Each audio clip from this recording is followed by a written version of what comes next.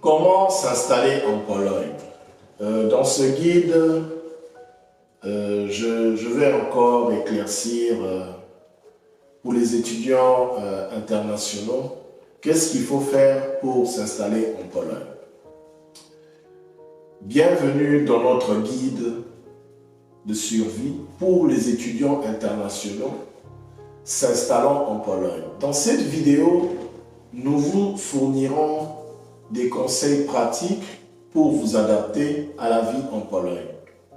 C'est-à-dire, y compris c'est le logement, l'inscription à l'école, l'ouverture d'un compte bancaire et l'obtention d'une assurance santé. Toutes ces options, quand au début on ne connaît pas encore la langue, je vous souligne que nous, quand nous sommes arrivés ici, nous avons eu des amis, des grands frères qui nous ont aidés à suivre toutes ces procédures.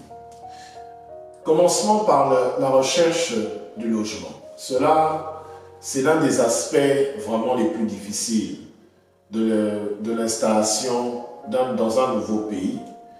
Mais il existe de nombreuses ressources pour vous aider à trouver un endroit où vivre.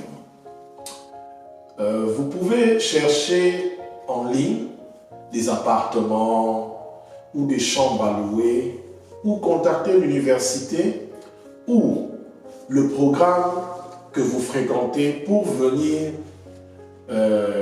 ici ou fréquenter pour obtenir de l'aide.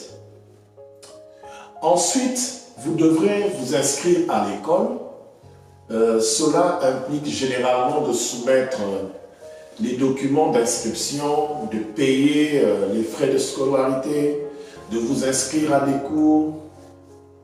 Mais il est important de terminer cette étape le plus rapidement possible car certaines universités ont des délais d'inscription stricts.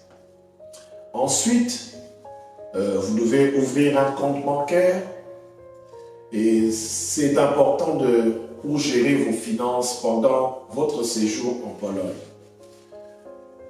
Peut généralement se faire en ligne ou en personne auprès d'une banque.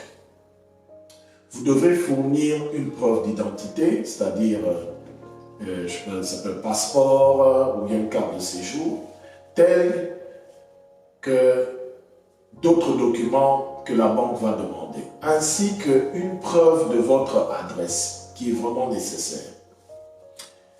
Enfin, pour obtenir une assurance de santé, vous devez obtenir une assurance de santé.